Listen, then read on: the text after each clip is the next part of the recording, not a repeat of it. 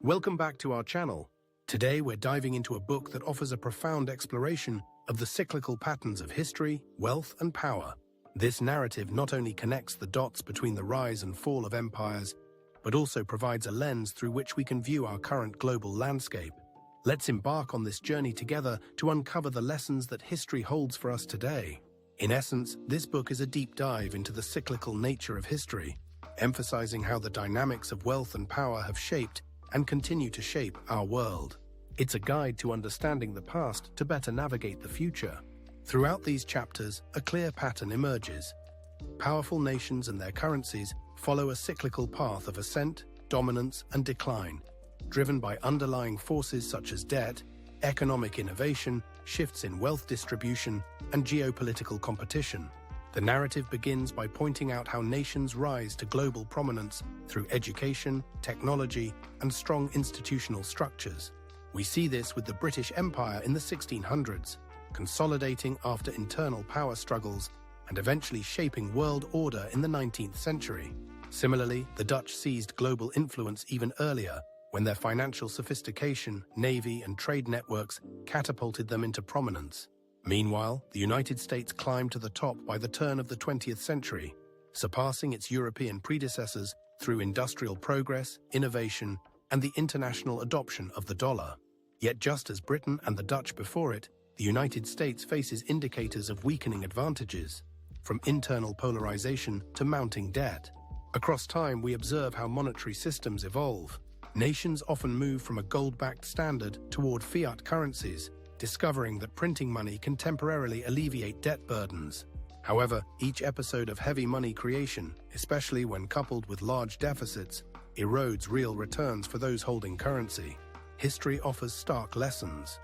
Hyperinflation in some European countries destroyed the value of holding cash, while other nations managed to keep real returns above inflation for a time.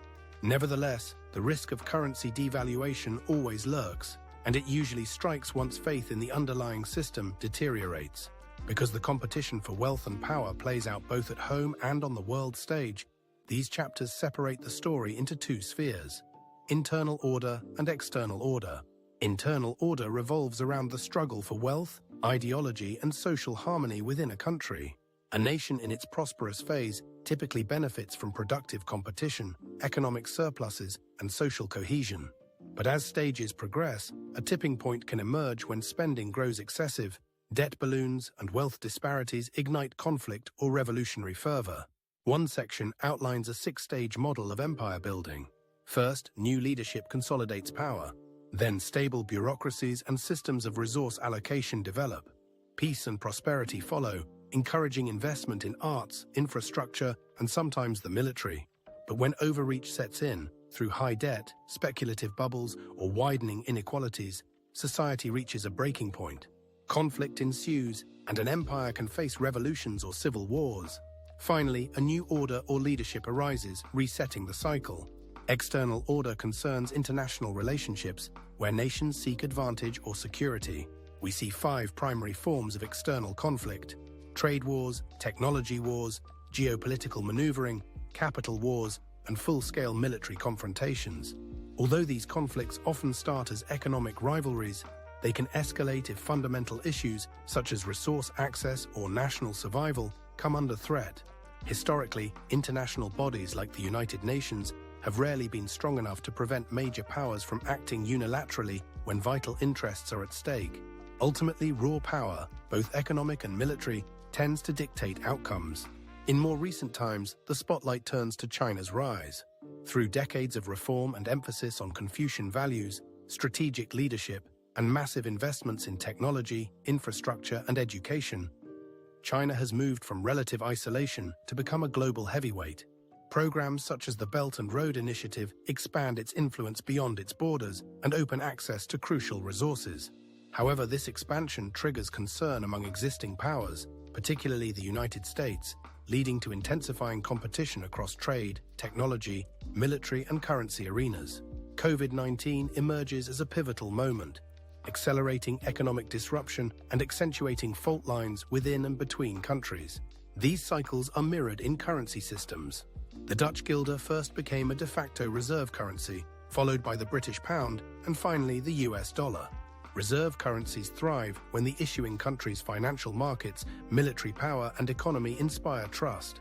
This trust can last long after the nation's foundational strengths begin to erode. Eventually, if debt piles high and growth declines, confidence in the currency weakens. When significant holders of that currency finally pull away, a sudden plunge ensues. Driving these shifts is also the tendency towards self-interest at every level. Individuals act to benefit themselves or their closest group, whether that's the family, the city, or the nation. The book notes that an overarching sense of common good can bind people together. But when debt stress or ideological rifts become severe, factionalism can tear societies apart. We see examples of the United States, which once championed globalization, pivoting back toward a more nationalist stance. Similar trends appear worldwide, reflecting declining trust in large-scale integration.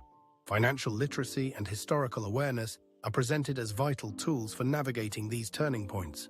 When readers grasp how credit, debt, and monetary policy interlock, they can spot potential crises. Previous eras, such as the Great Depression, illustrate how debt-driven economic collapses spark profound political changes and, ultimately, new world orders. Knowing these patterns helps investors manage risk, as well as allowing citizens to grasp why their governments resort to certain strategies, like printing large sums of money or imposing capital controls. The book also lays out how certain universal principles keep repeating. Revolutions or civil wars arise when factions decide they can no longer share power, often fueled by economic distress or extreme wealth gaps. Once that tension explodes, society either fragments or reorganizes under new leadership and rules, launching another upswing. Meanwhile, on the global stage, major wars have historically reset the distribution of power, with winners crafting fresh international systems and norms to their advantage. We are reminded that, while cyclical patterns repeat, the specifics evolve. Today's nuclear weapons and advanced technologies make direct military conflict between superpowers particularly dangerous, prompting more competition in finance, trade, and digital innovation. Nonetheless, the factors propelling societies and currencies through these cycles remain strikingly similar to those observed 500 years ago. In practical terms, readers learn that if a country can borrow in its own reserve currency, it can postpone certain debt problems, often at the expense of creditors facing currency devaluation. There are parallels here to biblical Jubilee years, when debts were forgiven and wealth effectively shifted.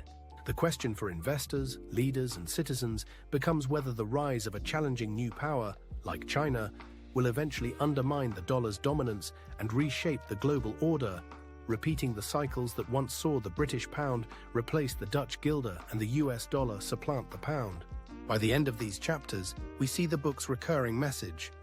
While the transitions from peace to crisis and then to renewed growth can be wrenching, they are part of an ongoing process. Each stage of an empire's rise or decline is neither purely good nor purely bad.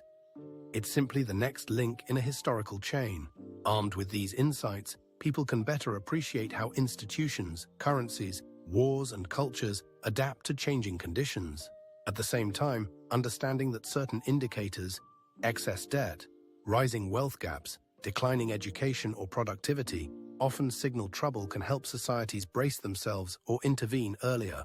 In that sense, knowledge of history becomes a powerful resource, whether one is leading a nation, running a business, or planning personal investments. All these findings point toward a core lesson.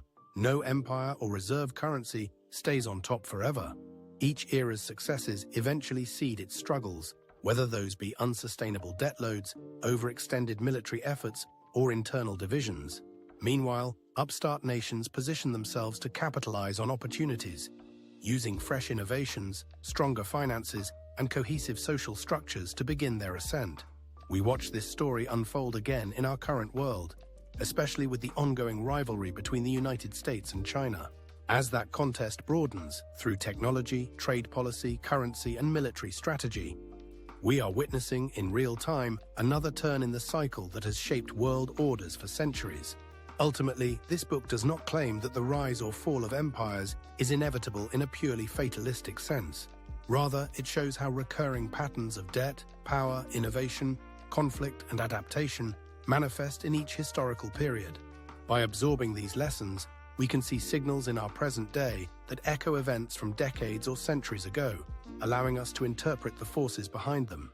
The final encouragement is for readers, investors, and policymakers alike to pay close attention to these clues, because it is in these cyclical shifts, both internal and external, that the future world order will be determined. In conclusion, Ray Dalio's The Changing World Order is a masterful blend of history, economics, and personal insight. Its ability to make complex ideas accessible and engaging is a testament to Dalio's skill as both a thinker and a writer. The book's profound insights into the cycles of history and their implications for our future make it a must-read for anyone interested in understanding the forces shaping our world. Until next time, take care and keep exploring the power of stories.